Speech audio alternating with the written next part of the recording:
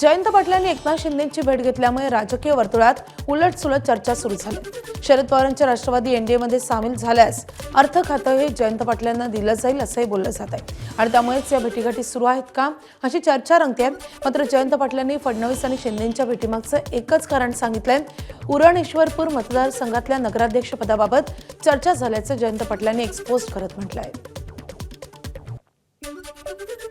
अनेक वेळा प्रत्येक मंत्र्यांकडे आम्हाला जावं लागतं। आता आम्ही जातो, आम्ही फोटो काढतो, आम्ही ट्विट करतो।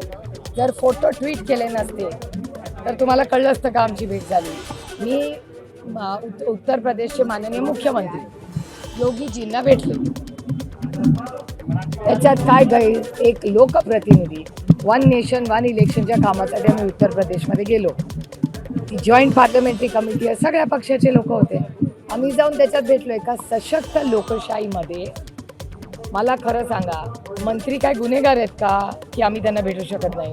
त्याच्यामुळे काय वेगळं राजकीय समीकरण असेल असं मला स्वतःला काय वाटत नाही। जयंतराव हे सुद्धा एक मुरब्बी राजकारणी आहेत, राज्याच्या राजकारणातले 7 वेळेला विधिमंडळावरती निवडून आले। दीर्घकाळ त्यांनी राष्ट्रवादी काँग्रेस पक्षाचं संघटनेमध्ये नेतृत्व केले, मंत्री त्यांनी राहिलेले आहेत। वेगवेगळ्या कारणासाठी ते भेटू शकतात, त्यात मला स्वतःला काही वेगळं वागवं वाटत नाही। एक आणि पवारसाहेबांचा राष्ट्रवादी काँग्रेस पक्ष आणि त्याची वाटचाल करण्याचा त्यांचा पूर्णपणाचा अधिकार आहे।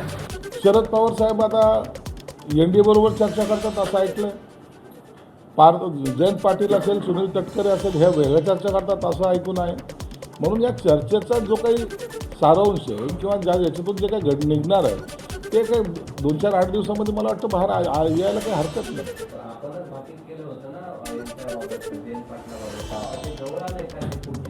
मी केलेले सर्व भाकीतं आतापर्यंत खरे ठरलेले आहेत आणि म्हणून एक 8 दिवस थांबा, या भाकीताचा सुद्धा तुम्हाला एक अंदाज येईल। अनेक लोकांच्या ज्या काही भावना आहेत त्या भावनेचा शेवट या 8 दिवसामध्ये होईल असं मला वाटतं। एबीपी माझा, उघडा डोळे बघा नीट।